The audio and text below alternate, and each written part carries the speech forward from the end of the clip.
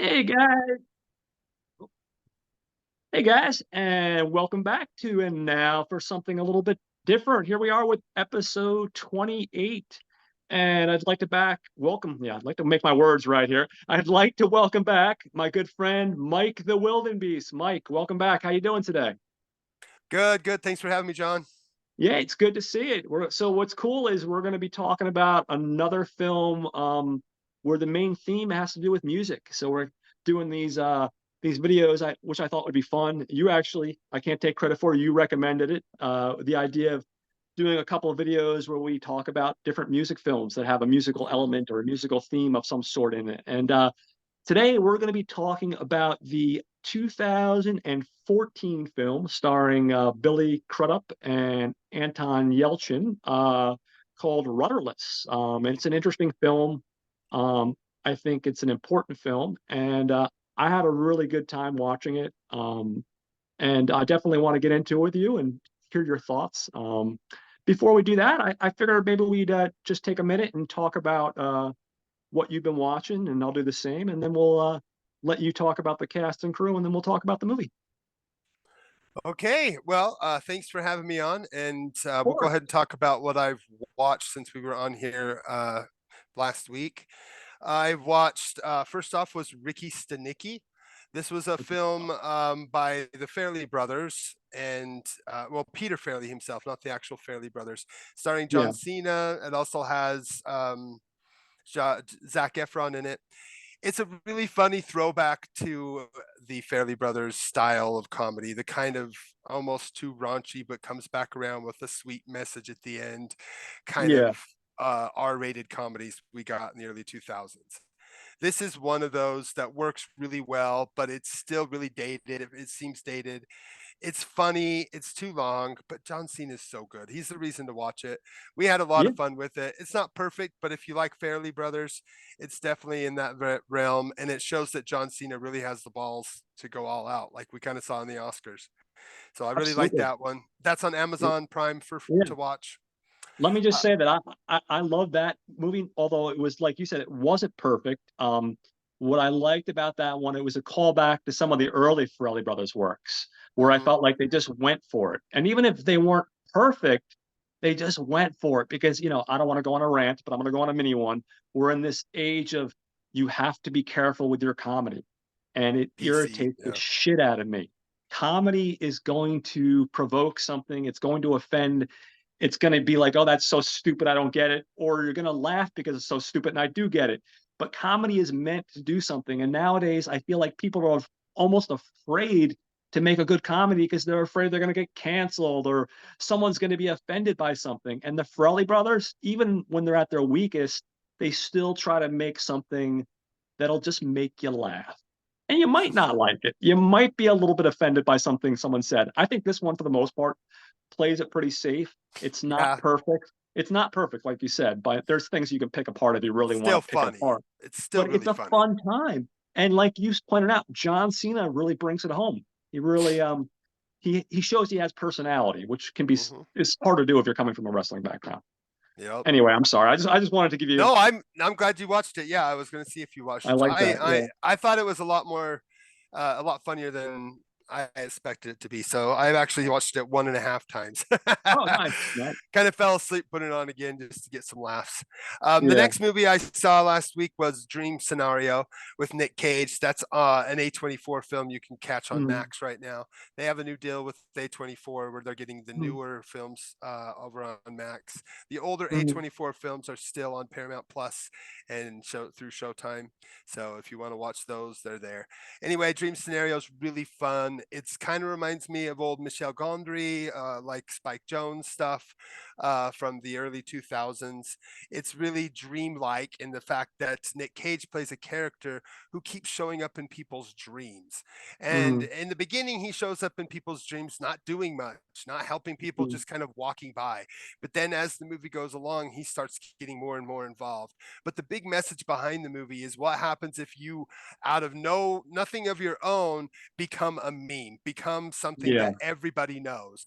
And in a moment, you are part of the cultural zeitgeist. And that's what Mm, this movie is really about, uses that dream sequence logic to show that what happens when everybody knows you. Everybody knows you, everybody's seen you, everybody has an idea of, well, you become a villain and you become what everyone is afraid of. And they even go as far as making him like a Freddy Krueger. They have him hold like a claw hand like Freddy, Yeah. which is a lot of fun. Mm. Overall, if you like those kind of thinky, heady, dark comedies like from Spike Jonze and Michelle Gondry, like Science of Sleep, they did oh gosh, my brain isn't all the way there, but several of those kind of heady stuff like Being John Mm. Malkovich, really That's kind of what I was that gonna say. That's world. what I got from the trailer. I got like a John Yep. Malkovich, almost what was, Adaptation kind of yeah, that's thing. what I was gonna say, adaptation, that kind of vibe. Which, and like yourself, I'm a Nick Cage. I want to say apologist because I say I should never apologize for liking something, I even love it when and I Nick don't Cage is that. apologize.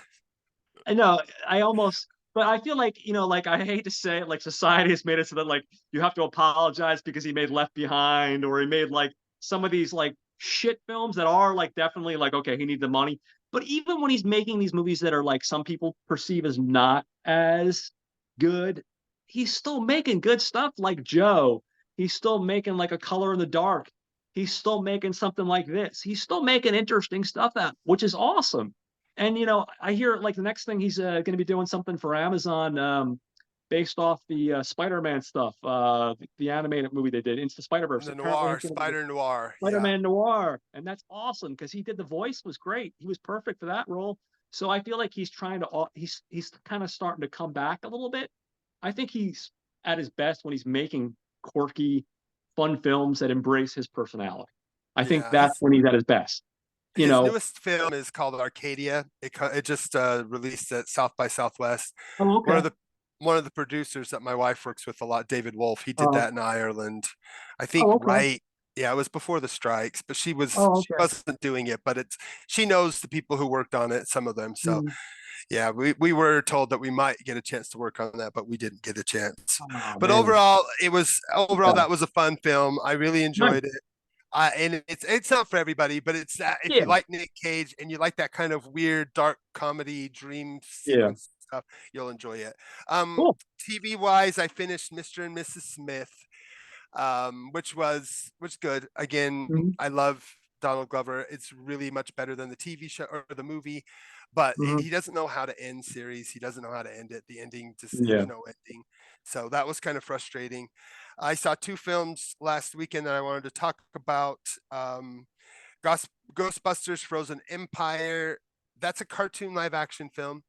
It's Hmm. basically a cartoon that's done in live action. I had Hmm. fun. It's not Yeah. great, but my Yeah. kids had a blast. It Hmm. has the music, the touchstones. If you're a nostalgic junkie, kind of like me, you're gonna have Yeah. fun with it. But I thought that Afterlife was a better film, and I Okay. I actually saw liked the see both of them. 2016 Yeah. one more. Mhm. But this was a lot of fun. It's basically Yeah. like watching a live action version of the real Ghostbusters cartoon.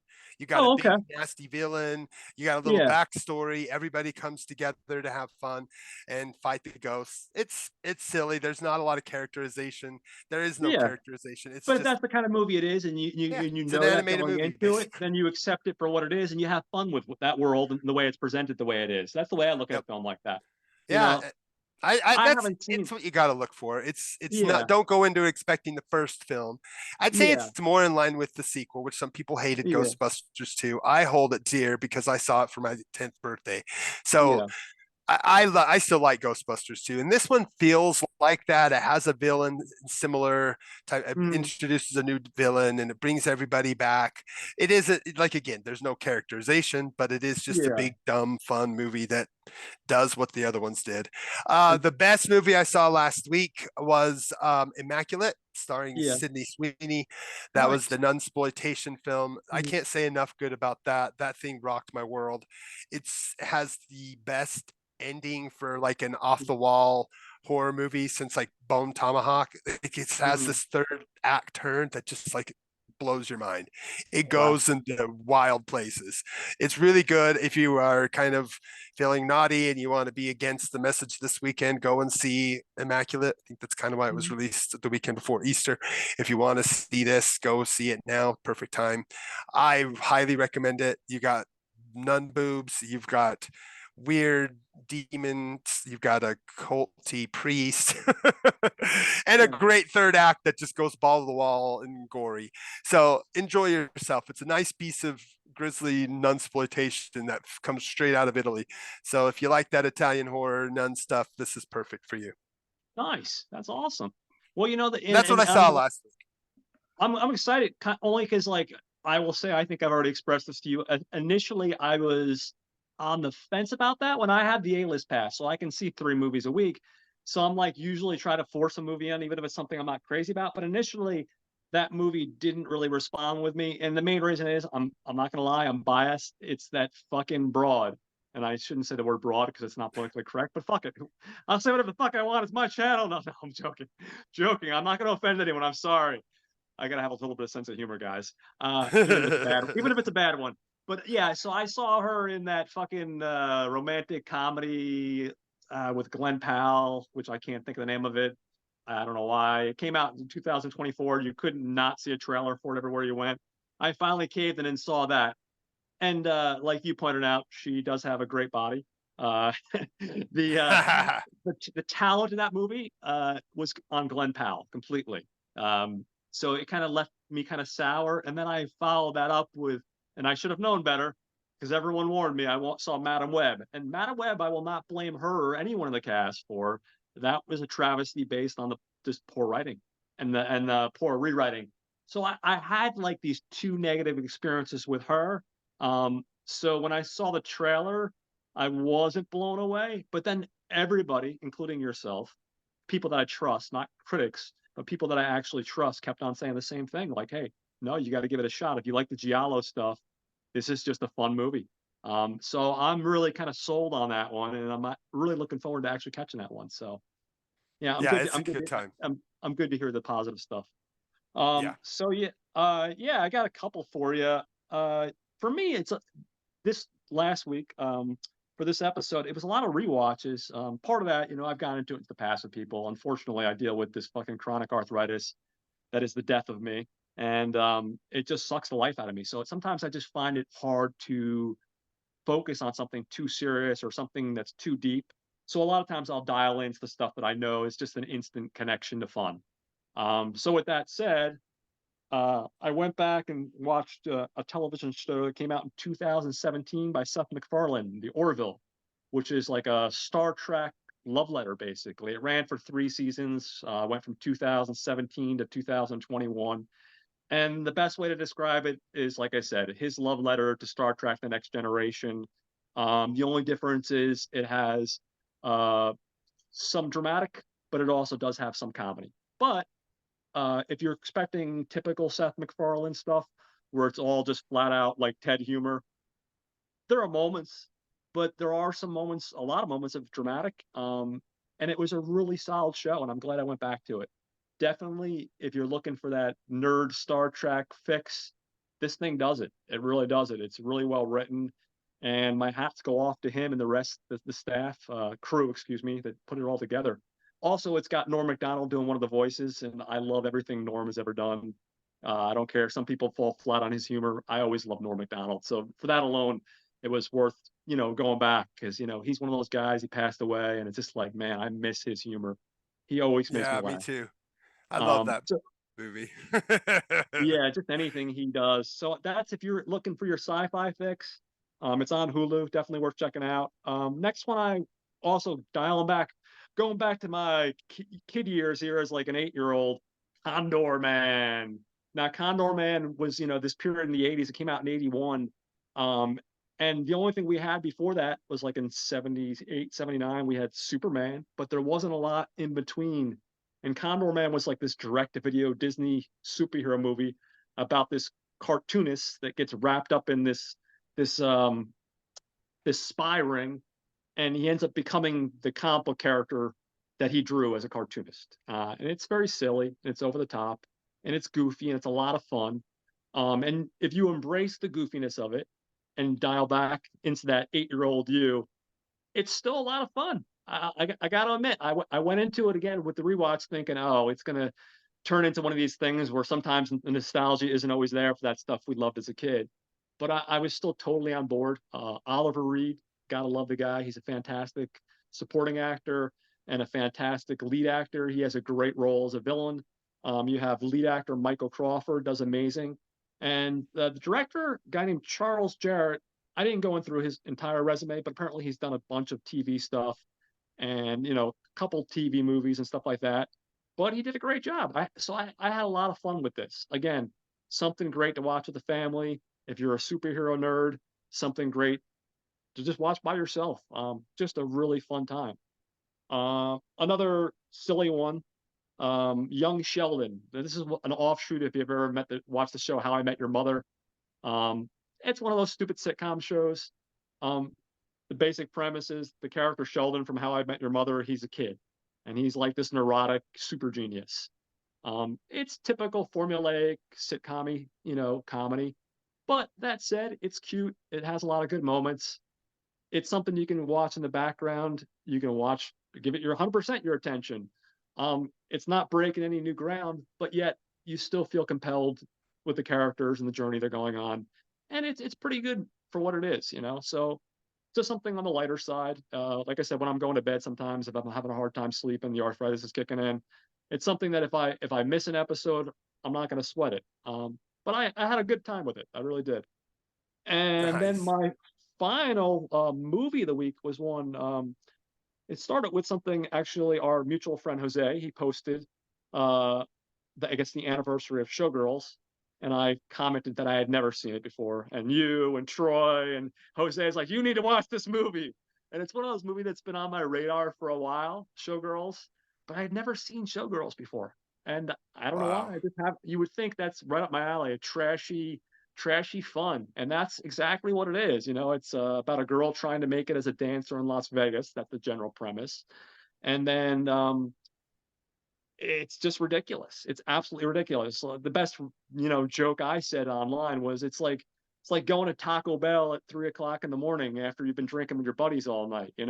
All of a sudden it becomes gourmet.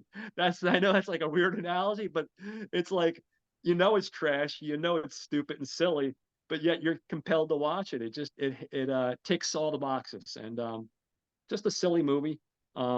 Nothing too serious, but it was good. My hats go off. I mean, you had Paul Verhoeven, the guy that did fucking RoboCop for Christ's sake, directing it. So there was some talent there for sure. And then you had Joe Esterhaus as our screenwriter, and of course he's the king of trash. So it's one of those. It's one of those. How can you go wrong with this thing? So I had a good time with it, and I'm definitely glad I had the opportunity to catch it. So that's pretty much what I've been watching for that week. Like I said, a lot of light stuff, a lot of rewatches. Um, Hmm. and I guess that pretty much sums it up. So I guess with that said, I will turn things over to you, and we can start talking about, if you'd like, the cast and the crew of the film, and do a little deep dive into that Okay. before we go into the actual story and all that fun stuff. Awesome. So Rudderless. Again, thank you for inviting me on here for the No, it's a second pleasure. in the Guys with Guitars series over here on the YouTube channel. I appreciate that. So Rudderless came out in 2014, directed by William H. Macy and written by Casey Twinter, Jeff Robinson, and William H. Macy, who came in to help them. It's kind of an interesting story from what I've read. The two guys had written this story based off of their concept and idea was based off of the film Once, which was made for less than a half million and ended up being a Yeah, huge Sundance hit. So they said, let's make something where music is kind of the essence of the yeah. emotional storytelling, and they wrote a script. They sent it around, got William H. Macy interested. When he got involved, the script morphed and turned into what we got, into what Rudderless is, something that Mm, not was no longer just what Twinter and Robinson had, but it became William H. Macy's baby as well. So the three of them created this wonderful film that asks some deep questions and has a really interesting turn of events towards the ending. So let's go a little bit into William H. Macy. At the time that he came to this was his first film as a director. So this was his first film. He's since done a couple, and he's done TV galore. We all know William yeah, H. Macy from his work. Going back to Fargo was the first time I think I saw him. Mm, Interesting story. He got into acting later in life, especially into film acting. He's now mhm, like mid 70s, but he really didn't get started in acting until he was in his late 40s, is really when he started mm. to come up. So, kind of an interesting story about William. But this became the film that he chose to become his directorial debut. He's since done one called Candy and a couple others. Um, they're not 100% successful, and I think the last film he's directed was 2018. Yeah. But he still does a lot of great stuff on TV and in film. Casey Twinter and Jeff Robinson, the writers involved in this, they've done a few things here and there, mainly some short films, and they've done another feature called The Scent of Rain and Lightning and one called In the Rough. They seem to be a partnership that writes and works together in most of their things. So In the Rough is a TV series Okay. about a golf team. It's a documentary series. And then The Scent of Rain and Lightning was a feature film that they did back in 2017. It was their follow up to Rudderless they did. Looks interesting, not one that I have seen. Looks like a little Mhm. bit of a Western directed by Blake Robinson, and Casey and Jeff were the writers there. So they mainly write and have written a few different independent films. The cast itself, going into the cast of Rudderless, we have the star is Billy Crudup. For me, I saw Billy Crudup for the first time. I think was in um, oh, what was the big rock and roll movie he did? Almost Famous. That was what it Yeah. was. Almost Famous Mm. was the first film that I believe he really caught my attention. After that, I saw Jesus Son, and then I just kind of Waking the Dead, and I was hooked. Really got into his early stuff, and then from then on, just kind of followed his career. I got the chance to see him in Broadway. He did a play called The Okay. Pillow Man with Stephen Gutenberg back in 2004, which is kind of a dark play about a guy who's has memories of his parents locking their handicapped brother up into a Yeah, basement I saw room. him in Utopia on Broadway. Same thing, and it was Ah, awesome. cool. Yeah, yeah. So he's done a lot of stuff on Broadway. He's really good, and that was awesome. Got to see him and Stephen Goldenberg. Um, okay, that brings us to the other stars. We have Anton Yelkin, who very up and coming at the time. Unfortunately, has passed away due to an awful accident.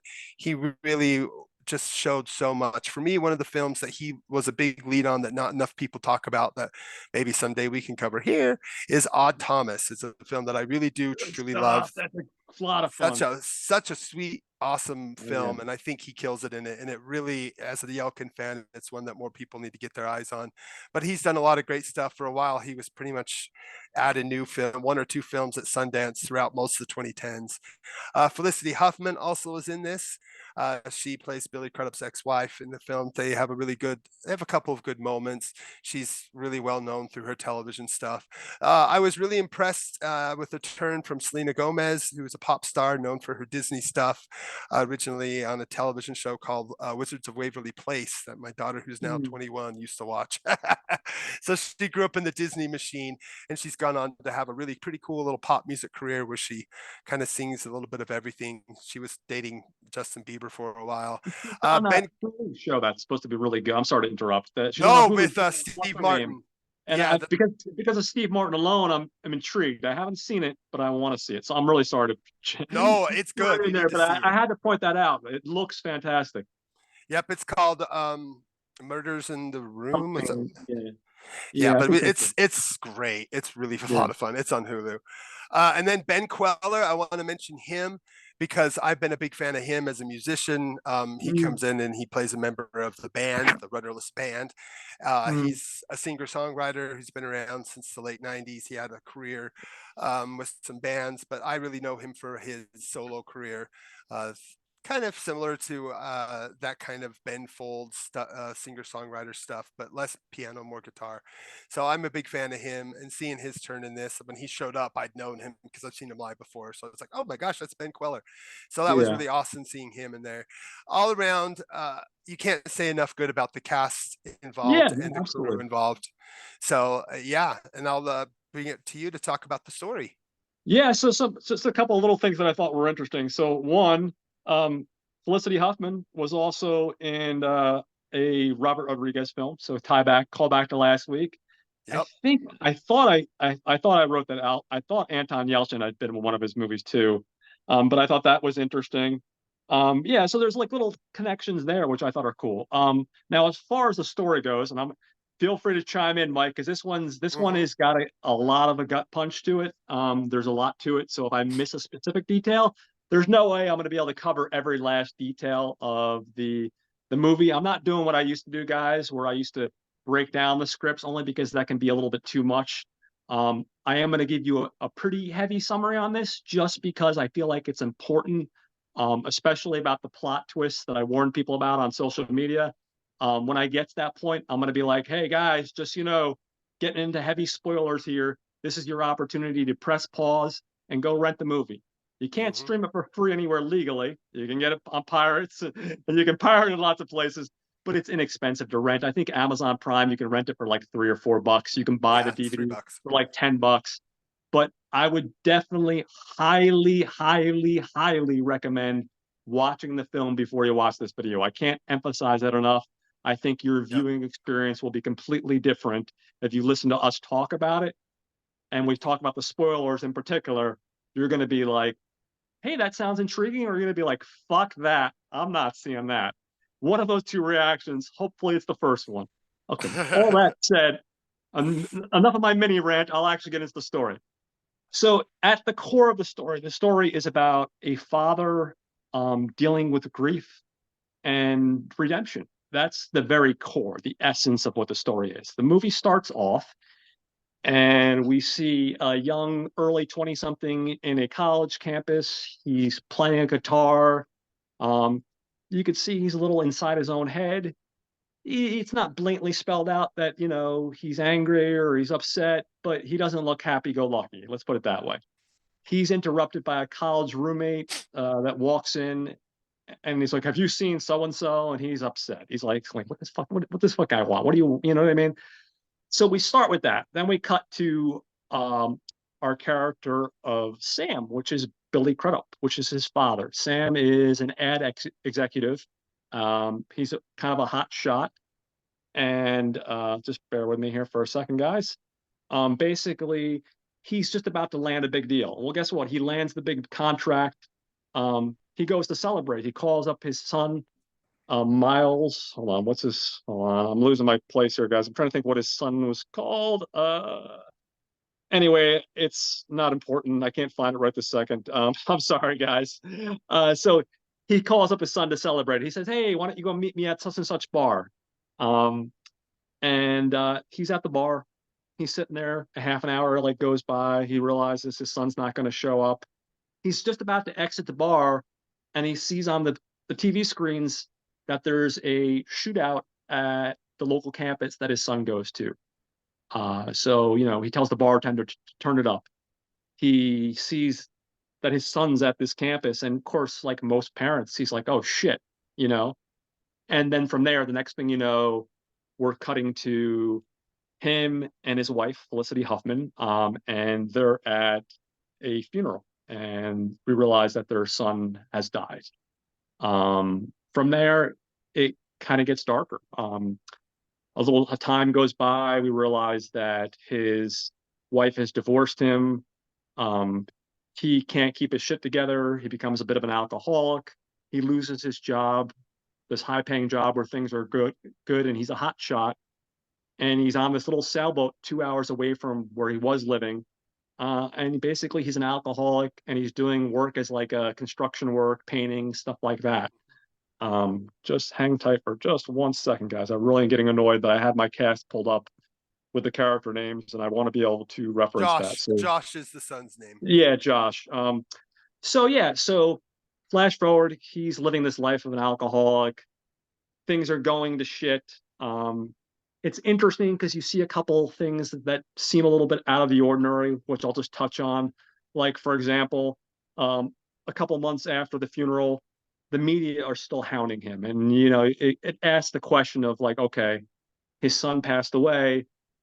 Usually the news media are usually on to something else, the next big story, whatever it is. We live in America, there's always another story. So why are they hounding him? So that's something that seems a little bit out of the ordinary. Another thing that seems a little bit out of the ordinary, see him go to get alcohol at this liquor store that he frequents. Again, the media is still hounding him, like things that just seem a little bit weird. Hmm. Um, you can see the guy's struggling. Things just aren't good for him. At a certain point, he looks like about a year or two has gone by. His wife, Felicity Huffman, her name is Emily, tracks him down, and she's like, "Listen, why don't you move 2 hours away? What are you running away from? You can't run away from this." And you're like, "Well, the guy's grieving. I mean, it is kind of unusual that he's moving 2 hours away from where he used to live, and he's become an alcoholic. But listen, grief hits you. My best friend died when I was 34. He was 35. I Hmm. was a shit show for probably a good year or two.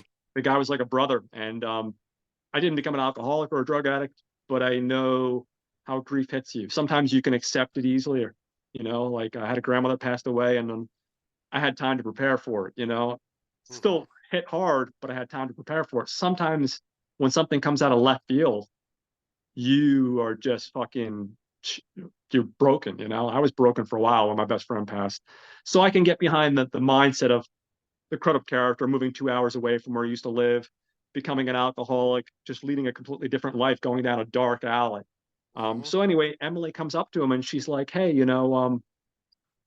this is some stuff that belonged to him. It took me 2 years to clean the room. Obviously, I got remarried. I just it took through some genetic stuff and going to the doctors, but I was able to have another kid. He's like 6 months old.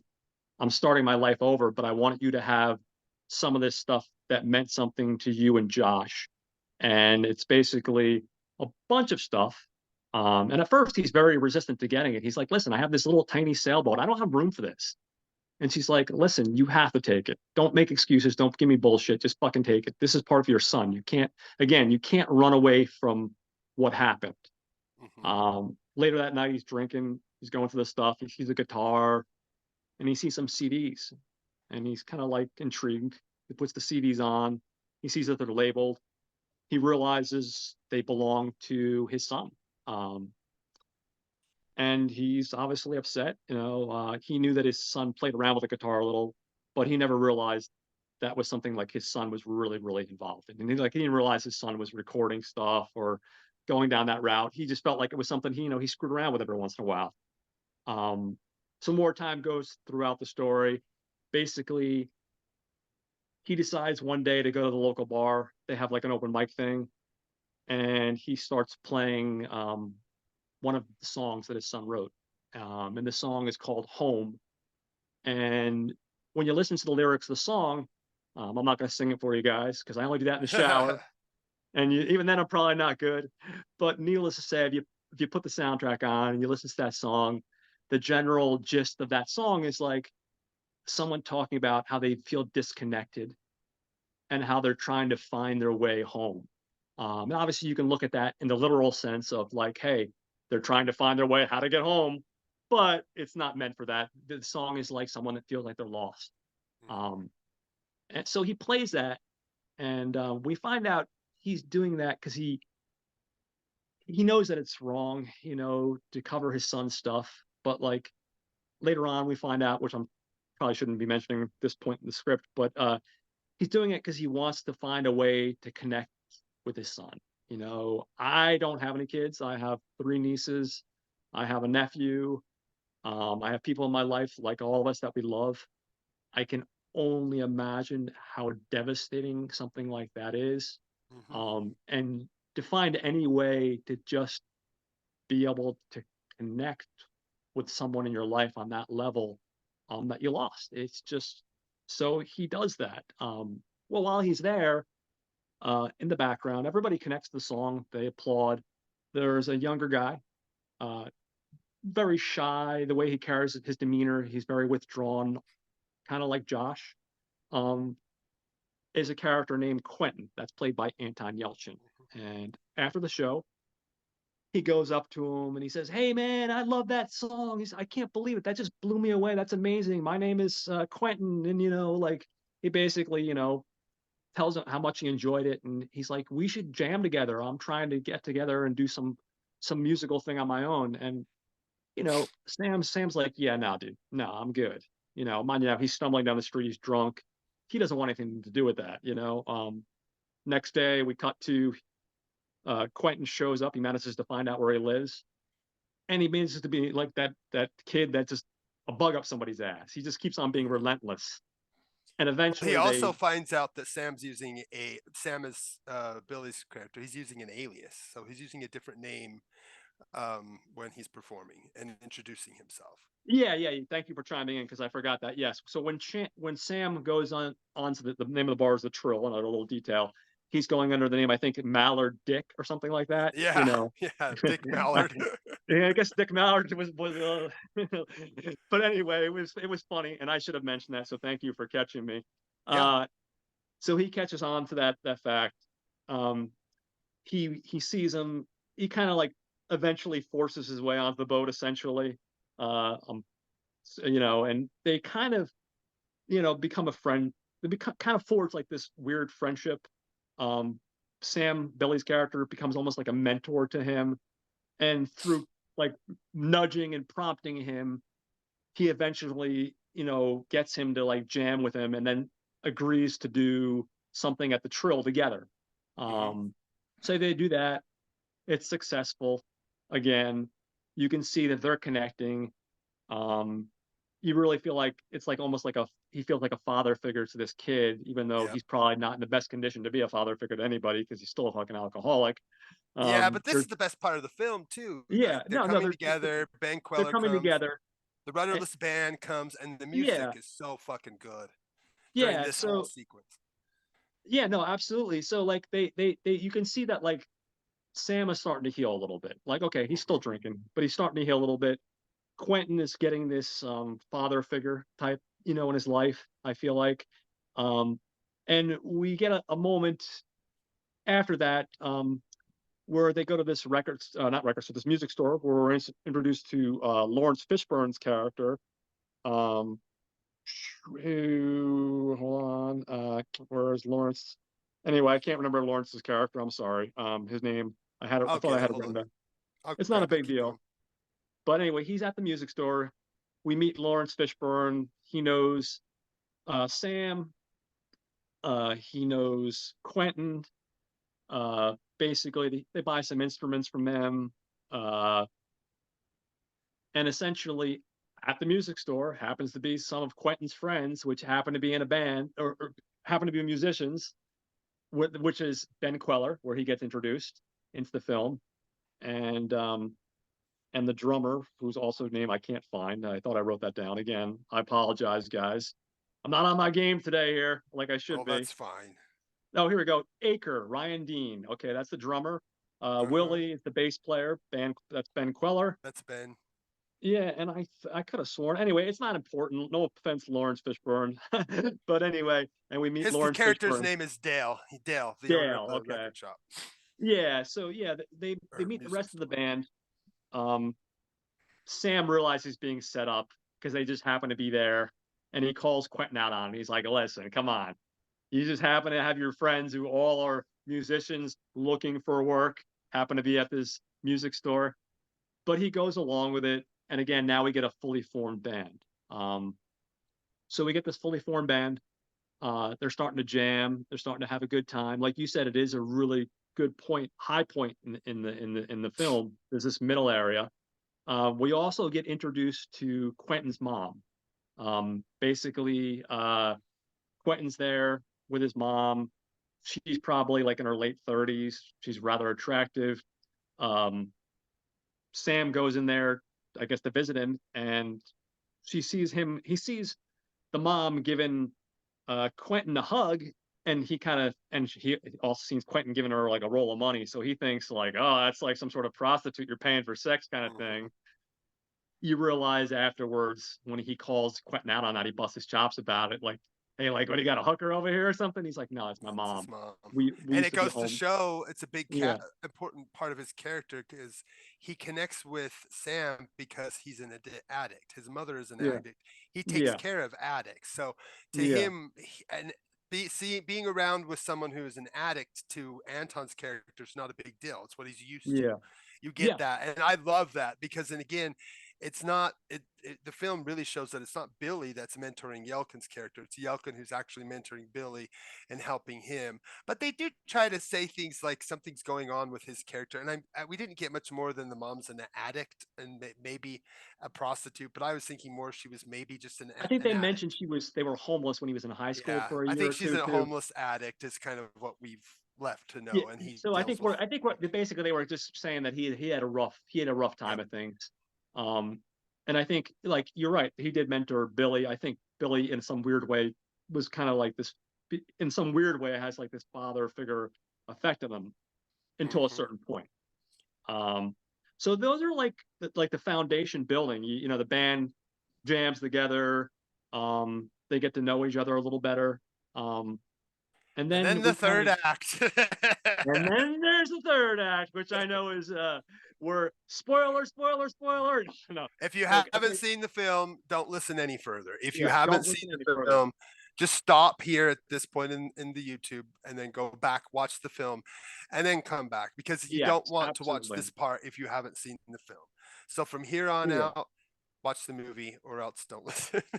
yeah, Okay, no, keep going. Let's absolutely. go third No, act. no, yeah, no, absolutely. So, okay, so number one, I want to apologize, guys. I am fumbling a little today. Oh, I you're fine. apologize. No, I more than I'd like to be, but anyway, that's nor here nor there. So yeah, so I'm trying to remember here. So the next thing after that is he is starting to feel good about himself, Sam. Mm-hmm. And after a show, the next day we see him at a um, cemetery, Mm-hmm. and at first he's there by himself, and he's cleaning off the cemetery. With still drinking a little bit. He's got the bottle, but he's using the bottle also. In all fairness, he's using the bottle to clean off the markings on Mm-hmm. the headstone. Now on the headstone, we see things like evil, killer, Mm-hmm. stuff like that. So this is where the big reveal. And even the very first time I watched it years ago, I still didn't make the instant connection. But this is when we realize, unfortunately, that yes, he's still a victim. Sam is still a victim of like someone whose kid who died, you know? But the kid, unfortunately, we find out is the one that perpetrated the school shootout on the campus. Yep. And there were a total of 6 victims. Um, his wife comes, apparently, she goes there every week to clean off the headstone. Um, she's surprised that he's there. At first, they have like a light conversation, but it's kind of a little bit deep in the sense that she's like, "Oh, you're here. That's great that you're finally doing this." And then she tells him about how she actually talks with one of the parents Mm-hmm. whose kid died, and they still meet. Um, and she's thinking about reaching out to some of the other parents. And this, unfortunately, what starts off as like, "Hey, Sets these him two, off. this is one of those things where like they're starting to like they're never going to be back together. They're never going to be in a relationship together. I mean, she's moved on, she's remarried, she has another kid, but like maybe they're starting to finally get to a point where they can tolerate each other. That sets him off. He's like, no, I, me, we did everything right to raise this kid. We weren't absentee parents. We weren't shitheads. No. We didn't do anything wrong. He's like, why should I reconnect? There's a reason, like you pointed out, there's a reason why I moved 2 hours away. Mm-hmm. Why you can't ask me to do that? You can't ask me to face that. And like it really brings up the the quandary of the question of like, hey, this is something like how do you face something like knowing that your kid did something like that and make peace with it? Mm-hmm. And whether you raised the perfect kid and you did everything right, or you were the fucking worst parent in the world, how do you come to terms with something like that?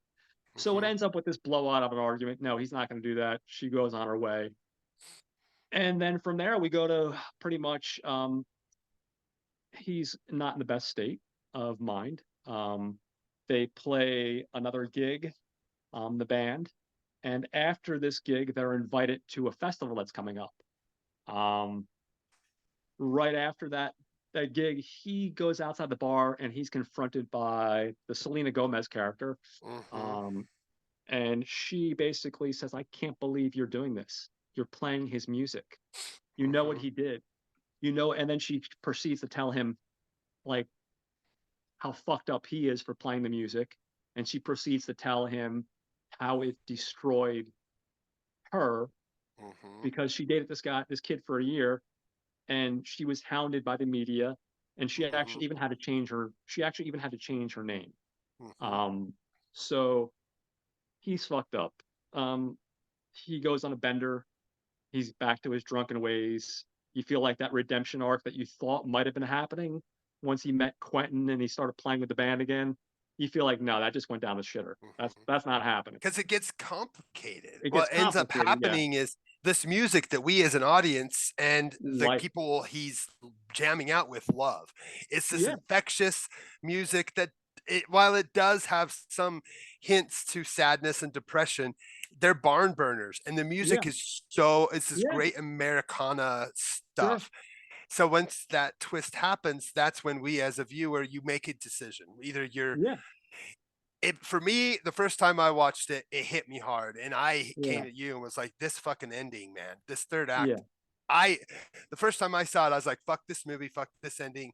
This was yeah, stupid dumb. I really didn't like that third act. It yeah, took me a lot of wrestling with it. And then I mean, one thing we've got to say that we haven't said is we tried to record this last week.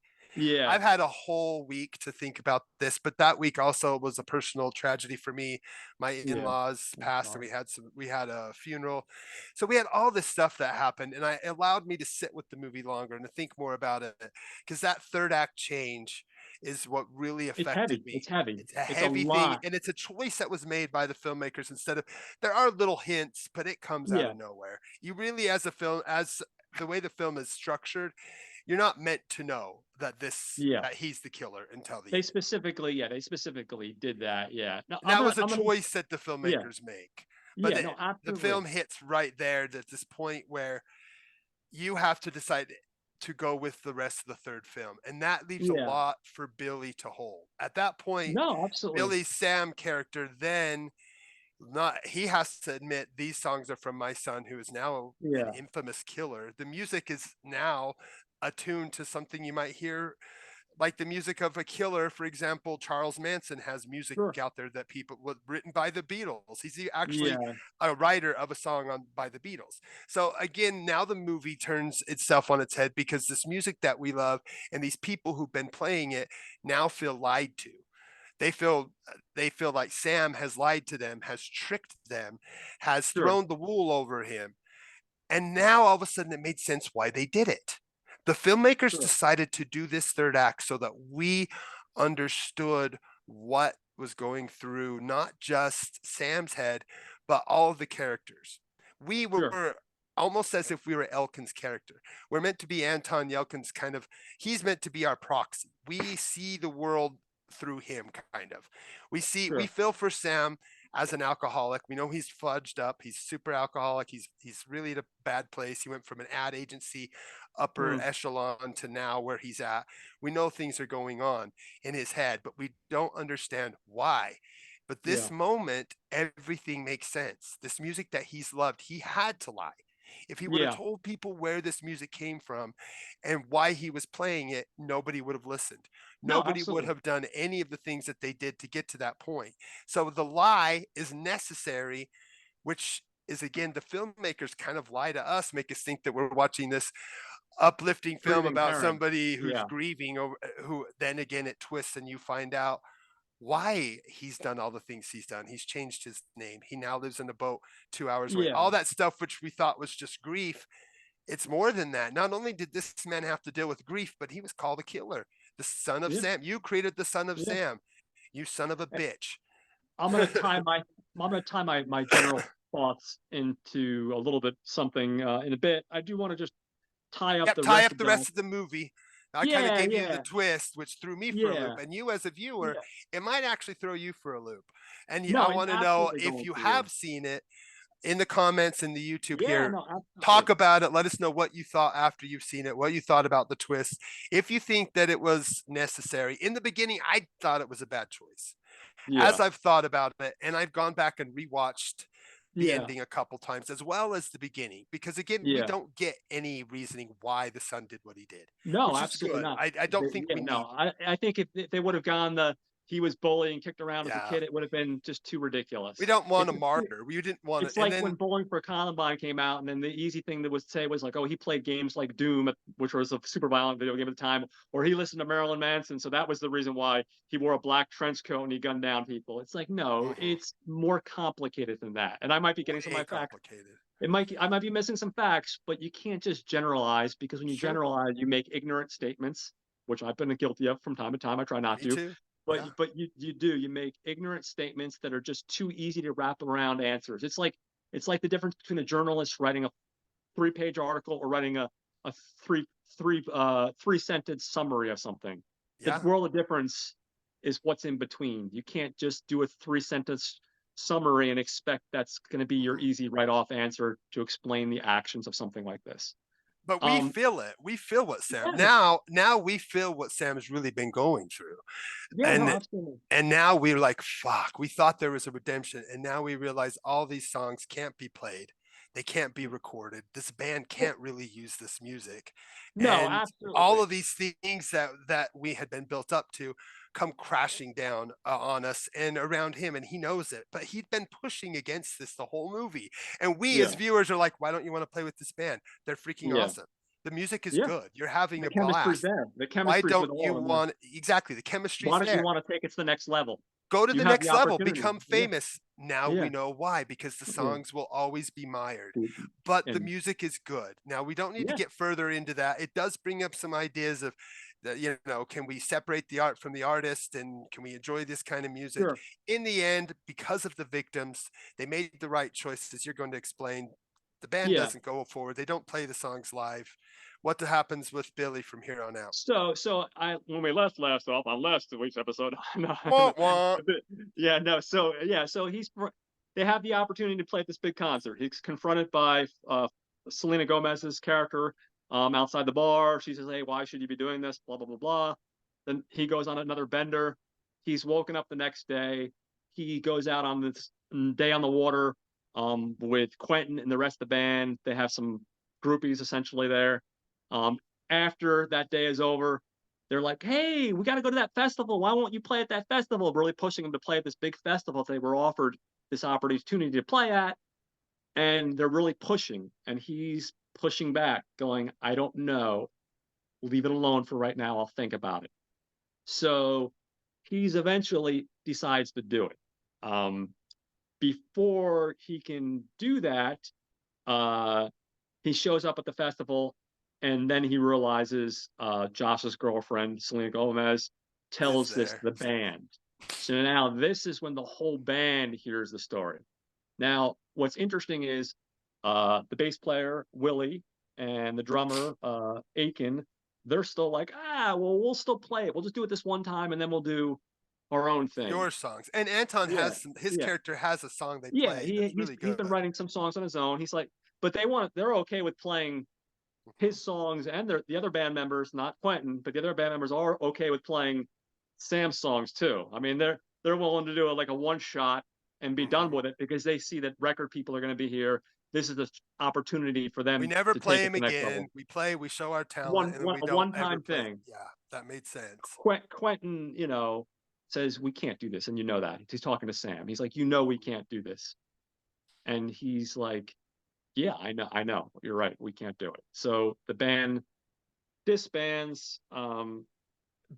Sam goes on another bender. He gets thrown in jail. He's bailed out the next day by Dale, Lawrence Fishburne's character.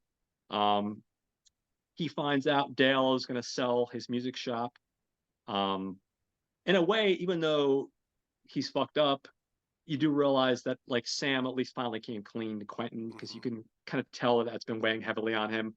Besides the guilt of having a son that did this, he was Mhm. enjoying his time with Sam. I mean, excuse me, with Quentin, and he was enjoying the experience. So you can see. Yeah. I think at this point, you finally realize he's finally ready to like get his shit together. Well, He's finally, this Lawrence Fishburne part's really important because Lawrence Fishburne's character Dale tells him, "I've known you were the son of this killer the whole time. yeah, yeah, The second we yeah, met no, you, I absolutely, knew, which is why I told you you need to be yeah, careful with this kid yeah, because because the he's kid's been been through through a lot shit. too. Yeah, His mom's an the kid's been addict. through a lot. You're an addict. That's why I The kid, wanted you to be careful." But he yeah, realized in that moment, Dale trusted me knowing who I was. I can Yeah, be myself. And this person trusted me enough to know that I could be there and make this band with this kid, even though he knew the whole time my son was a killer and I've been hiding from that. So that was a yeah, big point. I think that's the crutch yeah. No, pin of the absolutely. movie. That's the crutch pin of the ending. That is like, that's the point where Billy's character Sam realizes I can move forward. Yeah, no, for sure, absolutely. I mean, I think it's a combination of that, and I think it's Hmm. a combination of just coming clean to Quentin because I think Yeah. he does have feelings for the kid, and I think in a way he's kind of become it's like he's become like a surrogate son in a way. You know what I mean? But It's the closest thing. the lie is so harsh that unfortunately we never see Anton's character ever forgive him. And I don't, and that's one thing that the lie that he had to continue to do cost him this relationship. But we do see No, I don't Yelkin's think it. character. We see Rudderless like replace him, and they continue to do Sure. a thing and create a new band and are playing, which I'm really No, I excited. mean That's they're never gonna reconnect in the father son kind of ah, relationship. But I feel like they I needed that. think as much as Quentin was there for him, like you pointed Hmm. out, as him being an alcoholic, I do think Sam was also there for Quentin, even though he was an alcoholic mess. I do feel like They gave him he, confidence. He gave yeah, he Anton's gave him character confidence. confidence to know he could He be was the leader of there. the band. Yeah, he gave him confidence, and I think he realized like, hey, this kid does need some help. So I think in a way they kind of, I mean, obviously, probably Quentin probably helped him more than anything, but I do think in another way, I do think Quentin helped Sam, you know, or Yeah. vice versa. You know what I mean? Vice versa. They both Yeah, help each other for I think sure. they both helped each other. I'm getting a little tongue tied here today, Mike, as you can see. No, no, Uh, that's true. The film is about these characters who come yeah, together at a time when they both need each other.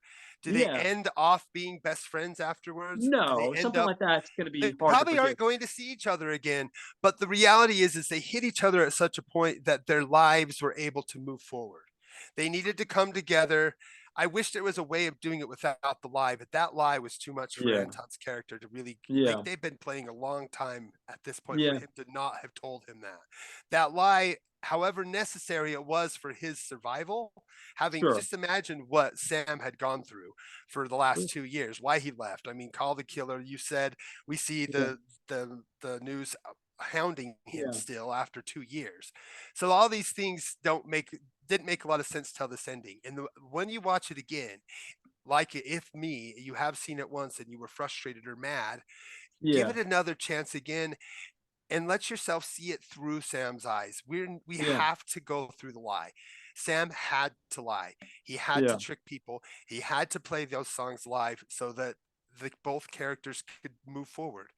One No, could absolutely, realize that absolutely. he is a leader of a band. He doesn't need Sam to be the leader. Yeah, Elkin's character knows he's the leader now. He can yeah, do it on his own and creates a new band and can write songs on his own. He has that confidence.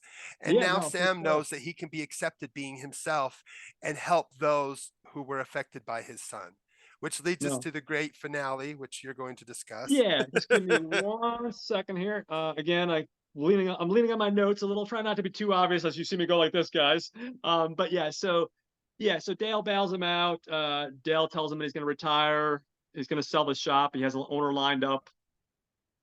Basically, from there we see Sam see his wife again, one last time. She gives him the music. He goes to her house. He's like, "Listen, your son, your baby son here has an older brother. Maybe he wants to someday know him for more than just being how he's portrayed in the media. There is another side to him. There's a human being there." And he gives her the box of CDs and the box of music. Mhm. We see that, and then from there, we see him go back to Dale's music store.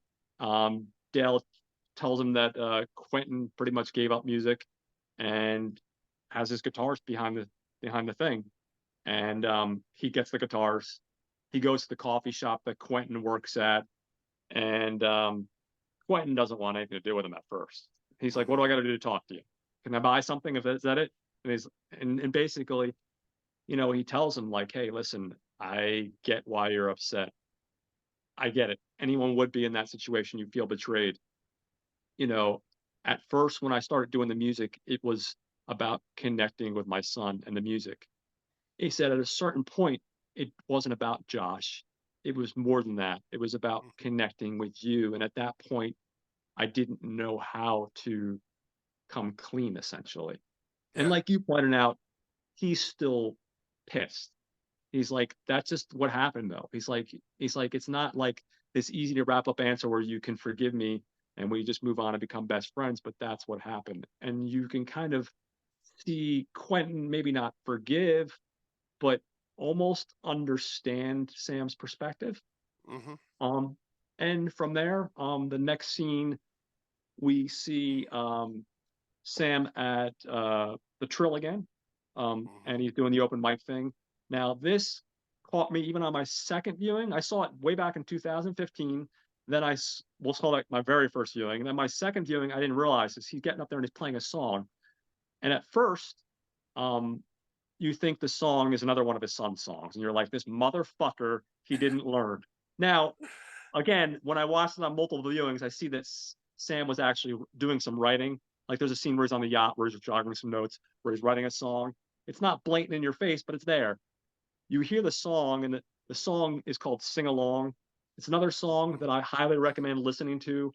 I have the lyrics. I'm not going to break down the entire lyrics for you guys because I feel like no one wants to hear me read essentially a poem. And, but the song is about basically a father trying to move forward in his life and Hmm. trying to get through life without his son not being there. And also kind of like understanding the stuff that he did, but like not the stuff that he did, the acts of it, but like trying to move forward with his life, knowing that his son's just not there. You know what I mean? Um, Hmm. and it ends like the final lines is my son, so it all kind of basically connects to this what he's going through Yeah.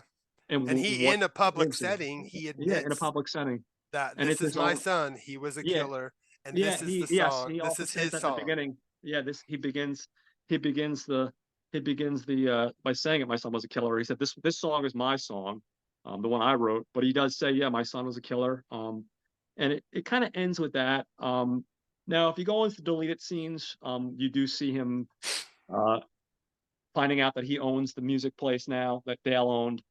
He now owns that, and Yeah, you see, they hint to it by yeah, showing they Dale allude show to up it. with the boat. So Yeah, they show yeah, Dell show up with the boat and look at her, and she's like, ah. So that's why I have kind of figured he yeah, got the boat, which yeah, yeah, or the not, and then he got the store from the boat, and he's gonna live there and make it, yeah, and music's gonna become his thing. He realized through his son's death that music is the most important thing to him. yeah, It's going to become his identity moving forward. And I think it's a good ending. I think it's yeah, solid. Like you said when we talked off camera, that it was, maybe a little bit too put together too nicely with the bow. But yeah, having after having given that punch in the face an hour into the yeah, movie, where we realized the truth and that, yeah, we've been lied to by the sure, director the same way that Billy's been lying to everybody else. We have to try to, can we get yeah, over it as much yeah, as can Yelkin's character get over it? We don't know if he really does. Does he ever say, "Okay, I forgive you"? No, he still seems pissed in the end. He takes the guitars back. He recreates the band we see during that sequence with him playing the song. We see that mm, Yelkin's gone on and doing his thing. He's now has the music store. Dale now gets to travel with his wife, which is her dream. They all get to do the things they need to because he had the bravery to come out and to stop living in the shadows and being afraid of being who he is. I yeah, am the father of Josh. He was my son, but just because he was a killer doesn't mean that's who he is. And that's the yeah, message in the end. And that's what he had to come to realize. And we have to realize. Does everybody realize that when they watch it? No. Go look on yeah, IMDb. People hate them. Some people hated the movie. I didn't see it yeah. when it came out in Sundance because that Me was a neither. It year didn't of play at the like theaters old for me. boy. During Yeah, Sundance, that was a big year of like genre yeah. stuff. So I saw like Raid 2 and a bunch of other stuff. Old Boy was playing for its 10-year anniversary. A bunch of stuff was happening in 2014 that I missed seeing Rudderless, but I'm really glad that you invited me on. I have Oh, to I'm glad admit you're on. that when I first watched it, I thought the ending was kind of not great, and it took me a Yeah, while to wrap my head about it. I think after we watched it, I came at you at the text like, and you were like, some people just couldn't wrap their head around the third act, and I was like, that's kind of me. And you were No, like, I, oh, dude, and then I we kind of completely talked get it. about it. You know, I'm glad we did. I'm glad we talked about it too, because honestly, like, I completely. I'm gonna just get into my final thoughts. I Yeah, mean, go for it. you pretty much have been summarizing your final thoughts Yeah, throughout. After throughout. once we got to the third act, and obviously you add on whatever you want, tag on to that. But you've been kind of like doing that. I mean, my final thoughts were just like everybody else. Um, they definitely, they do manipulate the audience, but you have to. I think. I don't think To if feel you what don't do Billy that, feels. Yeah. yeah, I feel like if you don't manipulate the audience, you're not going to get the powerful movie that this is. And I think this movie is very powerful.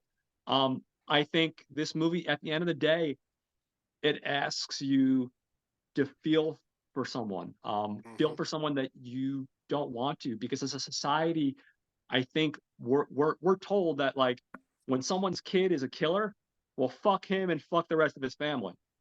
You know what I mean? I think no one generally tends to see like the family and go, "Oh yeah, I feel bad for them." No, it's like that family probably did something to cause this kid to be like that. And like I Yeah. mentioned when I made the Columbine reference earlier, it's lazy thinking. You can't Yeah. automatically make these assumptions. You Hmm. can't automatically think that just because this kid did something like that, that like mom and dad slapped him around and beat him every day, or dad was an addict, or I mean, dad became an addict later on, but you know what I mean? Like, you Yeah. can't automatically do that just because it's lazy thinking. Hmm. And I think just asking for you to feel for someone that's been through something when your natural instinct might not be to Yeah. is a difficult thing to ask. But Yeah. luckily, despite the manipulation, um, we still have a really good script. We have Hmm. really great dialogue. We have really great music, and we really have really great acting. And you know, I will never say enough great things about Billy Crudup. He's my favorite working actor. He's got a Tony Award. He's got an Emmy, and if he put himself out there more, the guy would grab an Oscar in a heartbeat. It's just Yeah. a matter of when. I mean, And he's at a got a good certain voice. He could sing He's got a too, great man. I voice mean, and he can sing. He can sing. The thing with him is, and I'm going to diverge a little on my love letter to Billy Crudup here. At a certain point, he was always typecast early on in his career as the leading man. He's 5'8". He has the looks. He has the acting chops. At a certain point, he realized he wanted to do more character roles. Not like a movie like this. He is the leading man, but he tends to be driven to more character driven supporting actors. Hence hmm. his role in the morning show. If you ever get Apple TV for the trial, it's incredible. That's the one where he won the Emmy. He's the best thing about that show. I mean, the other actors are fantastic. It's got a great cast, but he's fantastic in the morning show, and he deservedly deserved that award. At a certain point, he pivoted his career and realized he wanted the supporting roles primarily. I think if he took the leap and took even more independent projects where he was a lead that had meaty roles, I think it's just a matter of time before he got the Oscar. But I think he's very hesitant. He also isn't crazy about doing press junkets. He's been very out of the Hmm. cloud about like, I'll do it, but I'm not thrilled about it. Early on in his career, like back when Almost Famous and Without Limits, Waking the Dead, he actually told someone like, I'll take a pay cut if I don't have to do the press junkets, if I don't have to do this stuff. You know, that was just never his thing. He wanted to keep the mystique of the performance versus trying to get to know the actor himself. You know, that like Yeah. that was his frame of thought. Yeah. But anyway, I'm going off the rails here, diverging a little bit. No, yeah, I think the movie asks a lot as an audience member.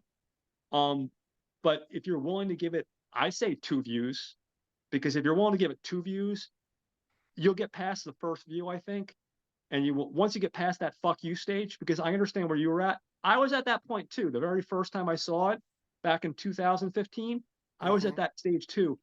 But if you can just give it another viewing, I'm telling you, this is a movie that really, I think this movie was a movie that should have won at least some Independent Spirit Awards. Maybe not a Golden Globe or an Oscar, but I think that fuck you moment is the moment that just diverted all that from happening. But those are my Well, thoughts. I think the only reason the movie didn't get any nominations for the music is because ultimately the music is Mm. supposed to be written by a killer. So I think that a lot of the songs, they could have done the last song as one, I guess, for the Academy, but in the end, I guess they chose not to. But the music No, should have I'm not been even talking about the highlighted music. I'm more. talking about the movie itself. I mean, the music, of course, is amazing, but I think the movie itself, I think if it wasn't, Well, I think if anything, the music should have been. If it, I think that we had the fiery song from the Red Hots movie. If that sure, got a nomination, why didn't anything from Rudderless get a nomination? sure, Again, I think it's because of why it was written or whatever, and I think people would have felt weird about it. But I think the music itself, and we didn't really talk about it, but those of you who are big indie music people into Americana scene, like the Ryan Anderson or the Ryan Adams kind of sound from the 2000s. A lot the soundtrack's out there. It's got 14 tracks. A lot of the music, the original music, was written by a combination of guys who had been in other indie bands. You can yeah, look them up. Pretty cool, talented group that um, William H. Macy and the writing production team put together to really, because the music is the key. The music is yeah, what gets you into the film because it's a musical as much as once is. The musical yeah, no, portions of the film really get you going. It grabs you by the heartstrings. It's fun. They've got some barn burner bar type songs, but it's all Americana stuff, similar to Tom Petty and Neil Young and Wilco and that kind of stuff. So if you're a fan of that, pick up the soundtrack. It's really great. You can find it. I've created a version online. I don't know if you can find it oh, on nice, Spotify, but you can find a lot of the versions of songs on Spotify and create a mm, playlist, but you can't get the actual soundtrack. But yeah, I think you could buy it on CD still if yeah. you're in You could still probably have hunt it CD. down on eBay or something. I'm Yeah. sure you Well, could, but it's a really great soundtrack. My last thoughts altogether to sum it up before we head out, John, is I thought the film has the first act has a traditional three-act structure, which is really important. It needs it. You have the first act to kind of bring you into the character, into the situation. The first act does kind of pull the wool over your eyes. It is the act where if you don't oh, pay absolutely. close attention, you start to think things are a certain way that aren't, which is Yeah, by of course. design. It's by design. Second act is where you're into this movie 100%, which by design you should be. The music should have you up on your feet, singing along. You hear the same songs over and over. You see these guys playing at this bar, just getting so much energy, the smiles. You can tell that they are feeling each other, that they're breaking the trauma. They're bonding together to break the trauma of their pasts. And the music shows you this.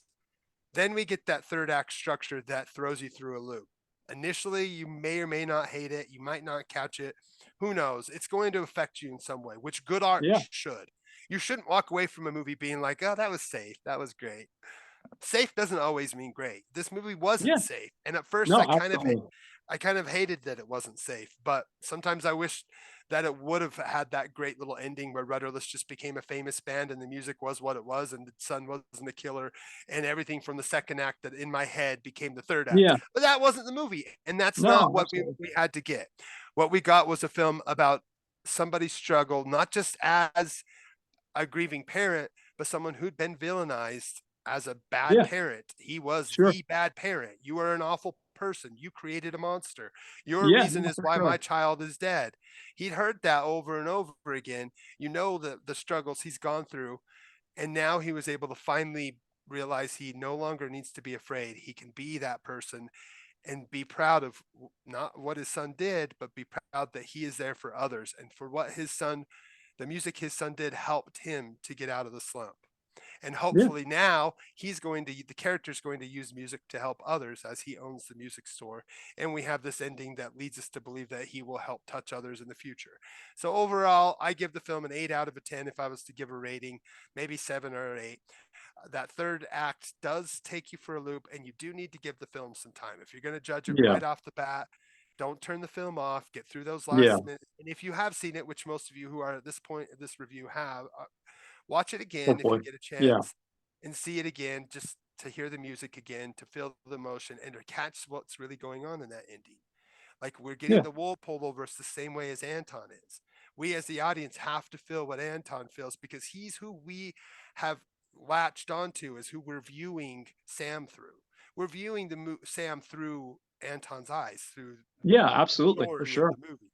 And so when that happens, we feel Anton's pain.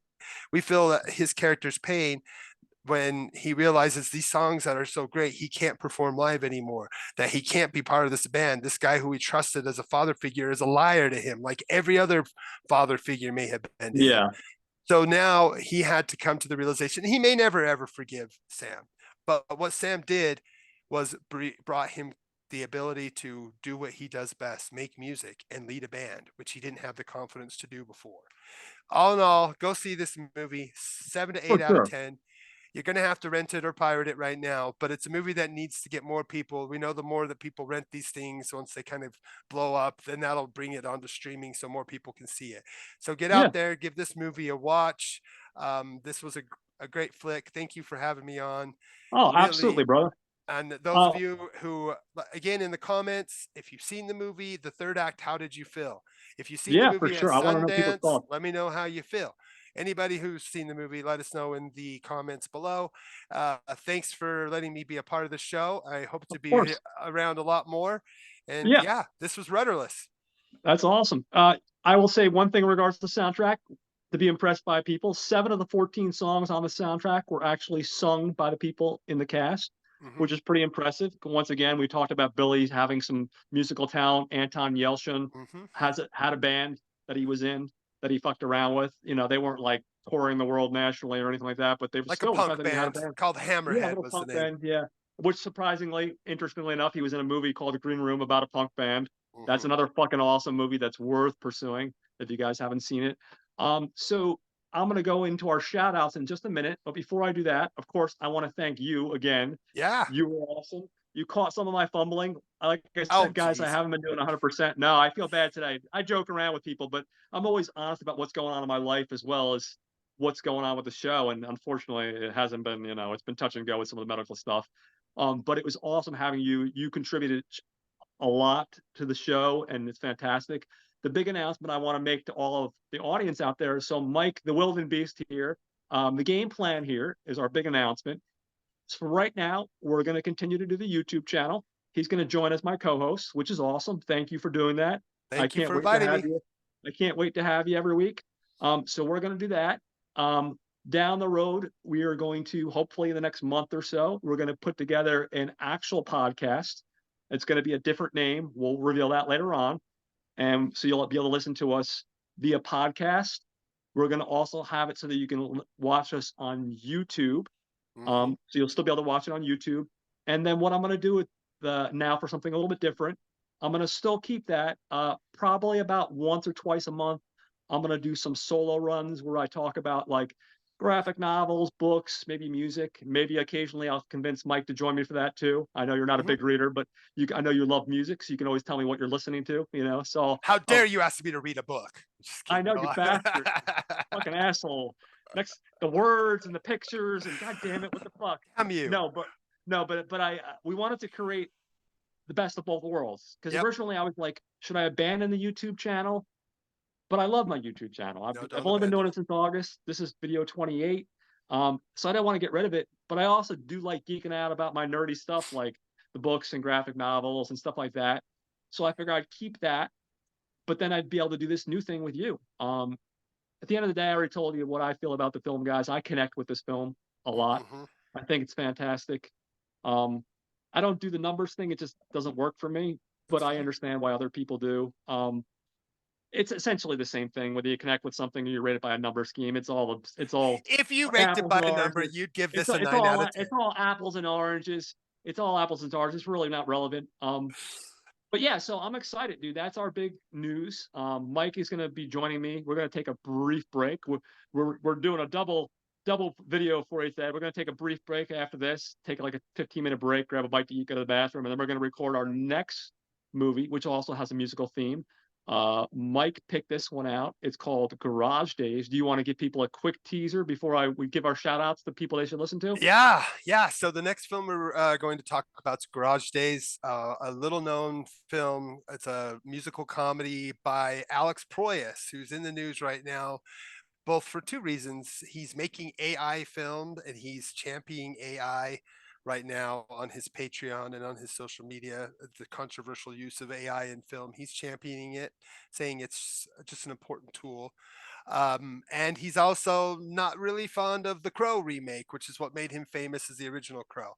So we're going to talk about Alex's, what I think is his only comedy that I know Yeah, of that I he's think I made. think so. Yeah, for So we're sure. going to talk about this great movie again, one that follows the theme, guys with guitars, and kind of secretly I snuck in that all of these movies premiered at Sundance. So Which is awesome. That's unbeknownst to others, surprisingly. all of these films, including Rudderless and El Mariachi and Garage Days and our secret fourth film, which we'll discuss at the end of Garage Days, was a Sundance premiere. So I snuck Yeah, both a guy with guitar theme and Sundance theme without all John into really one. You knowing. sneaky bastard, you Mike. And the funny thing is, like because I was the one that came up with El Marachi and Rudderless as far as being the first two films. I picked those, and I knew that El Marachi did, but I didn't care one way or another whether it premiered at Sundance or No, not. I you just don't didn't have the care. connection because I've never been to Sundance. If I had been to Sundance, I probably would have had the connection that you do to it.